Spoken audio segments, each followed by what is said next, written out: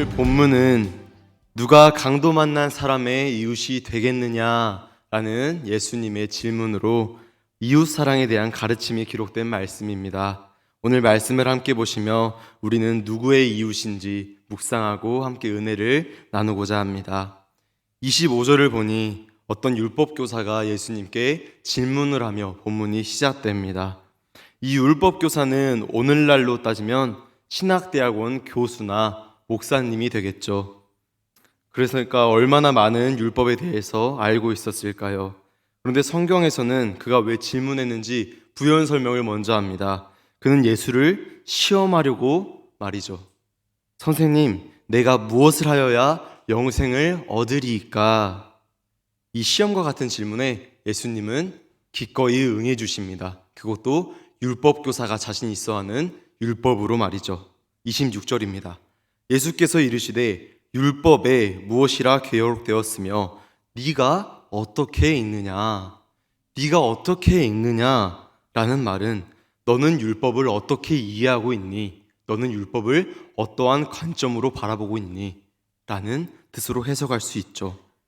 율법 교사는 당연히 율법에 대해서 너무나 잘 아는 사람이었고 그 율법을 잘 행했던 사람이었을 겁니다.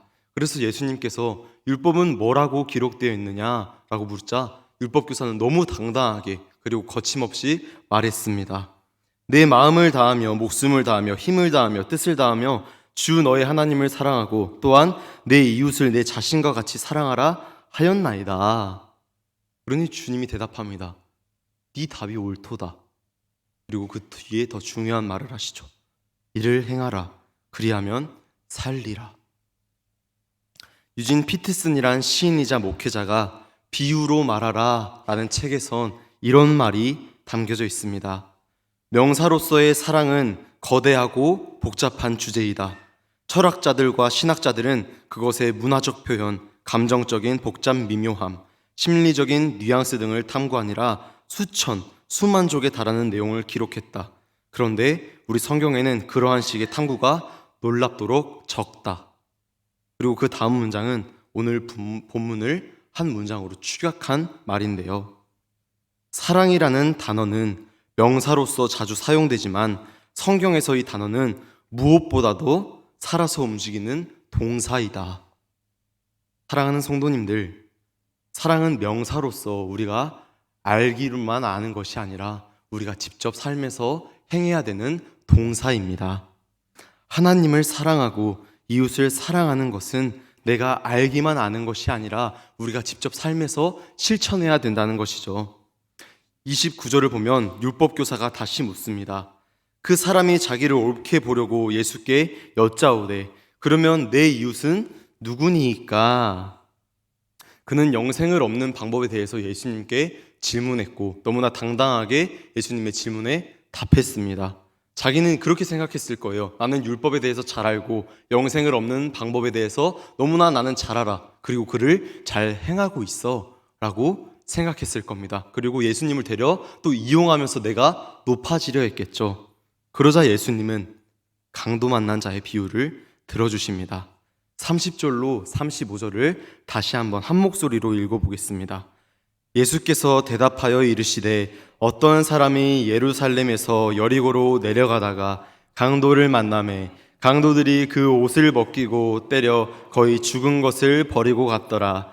마침 한 제사장이 그 길로 내려가다가 그를 보고 피하여 지나가고 또 이와 같이 한 레위인도 그곳에 이르러 그를 보고 피하여 지나가되 어떤 사마리아 사람은 여행 중 이르러 그를 보고 불쌍히 여겨 가까이 가서 기름과 포도주를 그 상처에 붓고 싸매고 자기 짐승에 태워 주막으로 데리고 가서 돌보아 주니라. 그 이튿날 그가 주막 주인에게 데나리온 2를 내어주며 이르되 이 사람을 돌보아 주라. 비용이 더 들면 내가 돌아올 때에 갚으리라 하였으니. 아멘. 이 강도 만난 비유는 그 당시에 매우 있을 법한 기정사실을 가정으로 든 비유입니다. 그 당시 종교는 부패와 타락의 끝으로 달리고 있었습니다. 그러니까 예수님이 성전 안에 있는 상인들을 채찍질로 치시며 독사의 자식들아 하며 내쫓으신 것도 과언이 아니라는 것이죠.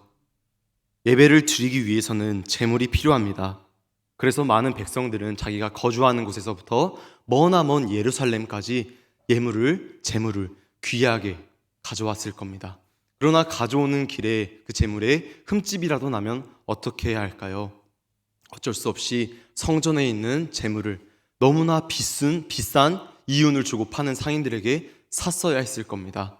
그 장사치들이 제사장과 레위인에게 뒷돈을 주어줬다면 어떨까요? 레위인과 제사장은 성문 앞에서 말했을 겁니다. 네 재물은 흠이 있어서 못 쓰겠어. 알아서 해봐. 어떻게 해서든 다시 재물을 구해와봐. 그런 백성들은 어쩔 수 없이 더 성문에 있는 장사치들에게 재물을 샀어야겠죠. 장사꾼들이 제사장과 레위인의 가족들이었으면 이 상황은 더욱더 심해졌을 겁니다. 그래서 그 힘든 시기에 백성들은 더욱더 가난해지고 레위인과 제사장들은 더욱더 부해진 것이죠. 너무 힘든 시기이니까 많은 사람들이 어쩔 수 없이 강도가 되어버린 겁니다. 예루살렘은 해발 900m에 있고 여리고는 300m 지점에 있습니다. 여리고는 종려나무 숲이라고 불리울 정도로 나무가 많았고, 나무가 많다는 것은 물도 많고 사람들이 살기 좋은 도시라는 거였어요. 여리고에는 제사장들과 레위인들이 많이 살았습니다. 그리고 그들이 예루살렘으로 걸어 올라갈 때는 당연히 좋은 재물과 옷들을 가지고 갔겠죠. 그때 돈 없는 백성들은 어쩔 수 없이 그 길목에 있다가 예배는 드려야겠고 재물은 드려야겠으니 그들의 것을 뺏은 강도짓을 하게 되는 겁니다. 당연히 이 강도짓이 정당화될 수는 없습니다. 그러나 시대 상황에서 이런 일이 빈번히 있었다는 것을 말씀드리는 겁니다. 여리고에서 예루살렘까지는 27km 정도 떨어져 있습니다. 그러니까 강도짓을 하고도 충분히 도망치고 살아남을 수 있는 거리였다는 것이죠. 그래서 우리는 이 있을 법한 비유 속으로 들어가서 감정이입을 해보려 합니다. 세 가지 부류로 나눠서 감정이입을 해볼 텐데요. 첫 번째는 제사장과 레위인 부류, 두 번째는 강도 만난 자, 그리고 세 번째는 사마리아인으로 나눠서 대입해 보려 합니다. 먼저 대제사장과 레위인 부류입니다. 내가 강도 만난 사람을 돕지 않은 이유는 그만한 이유가 있습니다. 민수기 19장에 보면 그렇게 나와 있습니다. 시체를 만지는 자는 부정해진다고요. 그리고 피를 만지는 자는, 피를 흘리는 자는 부정하다고 말입니다. 그래서 나는 어쩔 수 없이 그 강도를 도울 수 없었습니다. 난 제사장이고 레위인인데 내가 부정해지면 예배를 못 드리지 않습니까? 그래서 나는 그 사람을 도울 수 없었어요 라고 변명할 수 있습니다. 그러나 31절과 32절에 나온 피하여 지나가다의 헬라어 원어를 보면 되돌아가다 라는 의미가 있습니다. 사실 그들이 예배를 돕기 위하여 예배 때문에 그를 돕지 않았다는 것은 핑계일 뿐이고 진짜 그들의 마음속 속마음은 내가 피해를 보고 싶지 않아서 되돌아간 것일 뿐입니다. 나한테 피해가 오니까 피를 흘려 생명이 위태로운 사람을 도와주는 것보다 나에게 아무런 피해가 없는 게 더 중요하고 나의 안정감이 그 사람의 생명보다 더 우선시 됐기 때문에 그들은 도망가 버린 겁니다. 예배를 드리지 않고 집으로 돌아가면서까지 말이죠. 두 번째는 강도 만난 사람입니다. 이 사람은 아마 유대인이었을 거예요. 왜냐하면 비유에서 사마리아인은 사마리아인이라고 언급되기 때문입니다. 강도 만난 자는 유대인으로서 당연히 예배를 드리러 예루살렘으로 올라가는 길이었을 겁니다.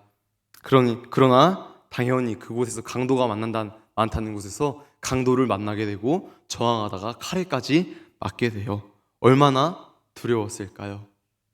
제가 대학교 3학년 시절에 자취를 한번 해봤습니다.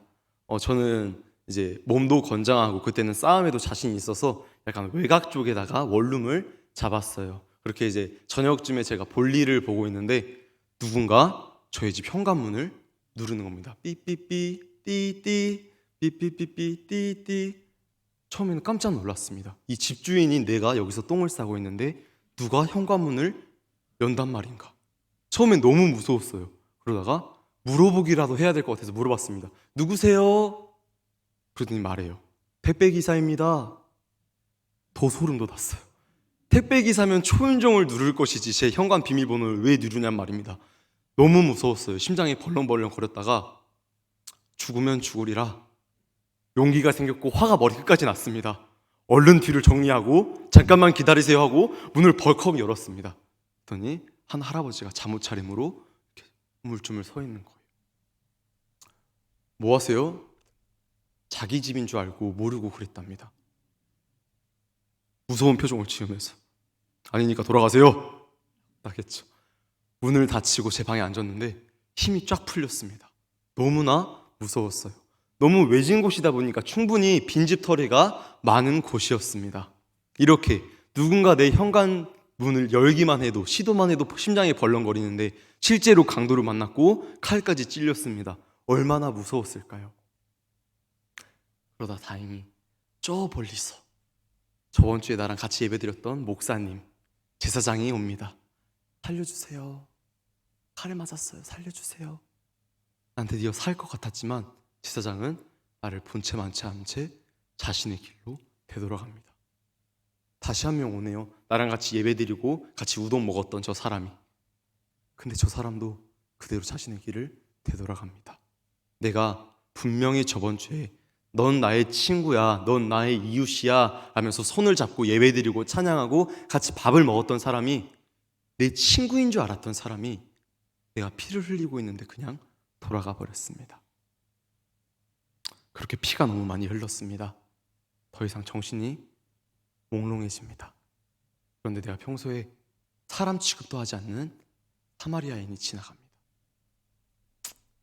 아무 말도 하지 못합니다. 내가 평소에 벌레 취급했으니까요. 그런데 갑자기 그 사람이 발걸음을 멈추고 기름으로 내 몸을 닦아주고 포도주로 내 상처를 소독해줍니다. 그리고 나를 안전한 주막까지 옮겨주네요. 이 본문을 보면서 생각했습니다. 평소에 내가 극도로 싫어했던 사람이 나를 동정하며 구해주면 어떤 느낌일까? 저는 차라리 죽고 싶을 것 같습니다. 내가 평소에 무시했던 사람, 내가 평소에 원수 같다고 생각했던 사람이 나를 동정하면서 구해줘요. 그럴 줄 알았다. 그러면 너 그냥 나 죽을라니까 가만히 냅둬, 이럴 것 같아요. 우리는 누군가에게 동정받는 것을 극도로 싫어합니다. 그러나 사마리아인의 도움은 동정이 아닌 긍휼이었습니다. 동정과 긍휼의 차이를 칼로 무자르듯 반드시 자를 순 없지만 분명히 알 수 있는 것은 긍휼이라는 것에는 지속성이라는 특성이 있다는 겁니다. 그 사람의 필요가 채워질 때까지, 그 사람의 눈물이 마를 때까지, 그 사람이 괜찮아질 때까지 그 사람의 손을 잡아주고 위로해주고 함께 기도해주는 것이 바로 긍휼이라는 것이죠. 강도 만난 자가 돈이 어디 있었을까요? 그는 눈을 뜨자마자 걱정했을 겁니다. 아, 나 돈 없는데 이대로 주막에서 쫓겨나면 난 또 강도를 만나서 죽진 않을까? 내 상처에서 피가 더 흘러서 난 죽지 않을까?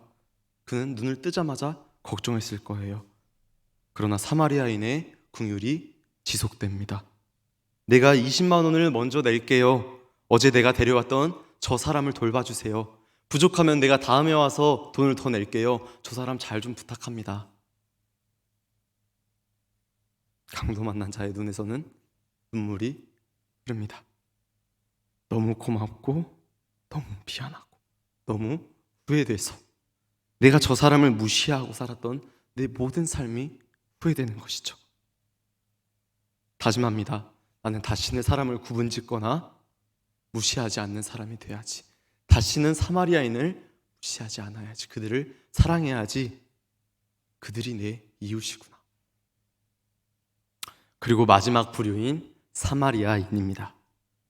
지나가는데 유대인을 만납니다. 피를 흘리고 있네요. 평소에 원수 같던 사람, 나를 벌레 취급하던 사람, 나랑 한 공간에 있기 싫어했던 사람입니다. 도와주고 싶은 마음이 사실 없습니다. 왜냐면 저 사람은 나를 벌레 취급했었으니까요. 그냥 저 사람을 무시하고 내 갈 길을 가려는데 발이 도저히 떨어지지 않네요. 내가 저 사람을 미워하는 마음보다 저 사람이 살고 싶어하는 마음이 더 커 보여서, 나의 도움을 너무나 필요로 해 보여서 말입니다. 그래서 일단 내가 가지고 있는 기름과 포도주로 소독해줬습니다. 그리고 안전하게 주막으로 옮겨줬어요. 여기까지만 해도 사마리아인은 충분한 자비였고 충분한 선행이었습니다. 그러나 다음에 눈을 떴을 때 사마리아인은 생각했어요. 아, 저 사람 돈 없잖아. 쫓겨나서 죽으면 어떡하지? 아직도 저 사람은 나의 도움이 필요하구나. 그래서 다시금 그 주막으로 갑니다. 그리고 내 가진 모든 재산을 주었고 주막 주인에게 말했어요. 저 사람 잘 좀 부탁해요. 쫓겨나면 죽잖아요. 내가 다음에 갚을게요. 저 사람 잘 좀 부탁 좀 합시다. 나를 무시했던 사람에게 친절을 베풀면서 으스대고 싶은 마음은 없었습니다.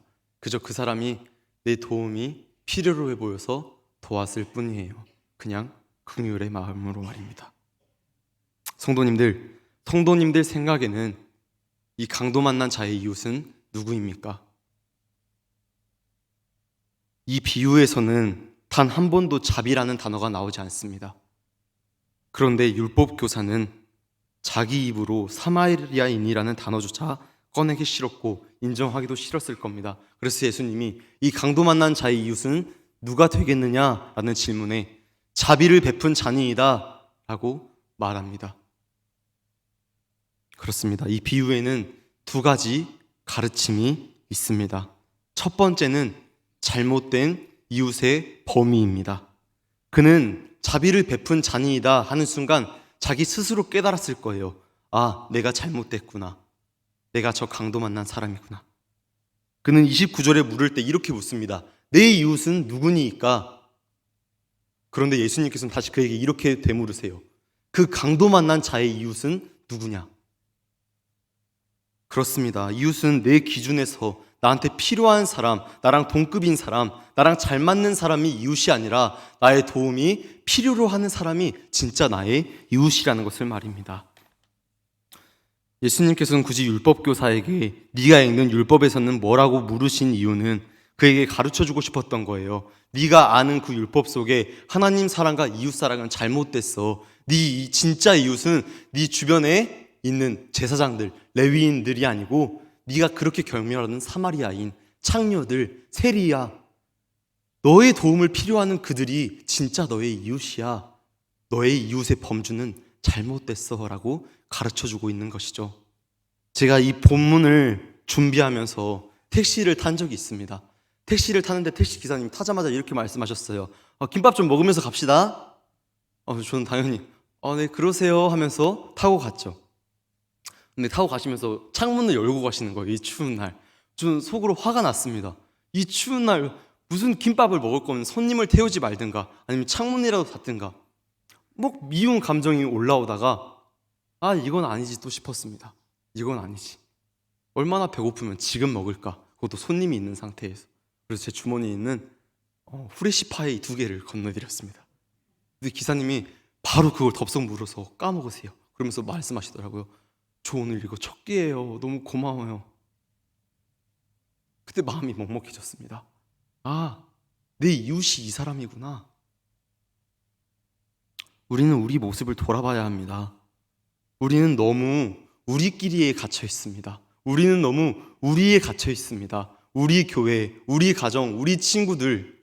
그런데 주님께서는 우리를 우리 안에 가두신 게 아니라 세상 밖으로 보내셨습니다.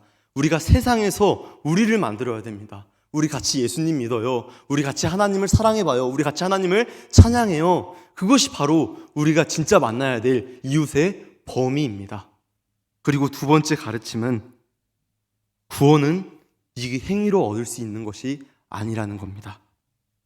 예수님께서는 28절에도 네 대답이 옳도다. 이를 행하라. 그리하면 살리라 라고 하셨고 37절에도 너도 이와 같이 하라 하셨습니다.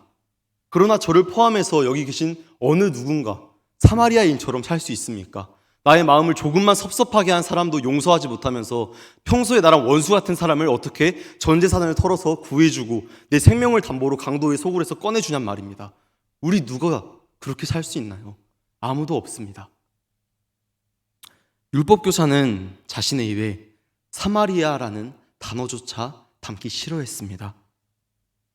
근데 그런 그에게 네가 그렇게 행하라 라는 말은 너는 결코 네 행위로 구원을 얻을 수 없어 라고 가르쳐주고 계신 것이죠. 그렇습니다. 예수 그리스도께서는 선한 사마리아인으로 오셨고 자신을 무시하고 자신을 외면했던 그들을 살리기 위해 목숨까지도 내놓으셨습니다. 우리가 선한 행동을 해서, 우리가 교회를 다녀서, 우리가 잘나고 예뻐서 그래서 주님이 우리를 구해주신 게 아니라 우리는 모두 강도 만난 자입니다.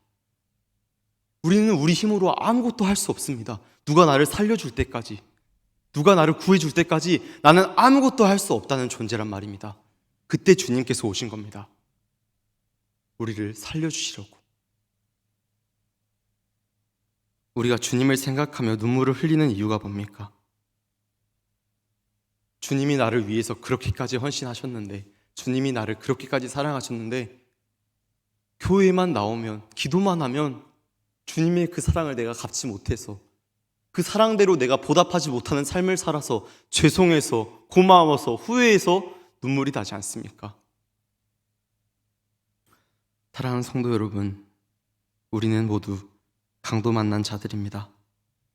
예수 그리스도의 자비로 말미암아 살아갈 수 있고 예수가 우리를 구해줌으로써 영생을 얻을 수 있었습니다.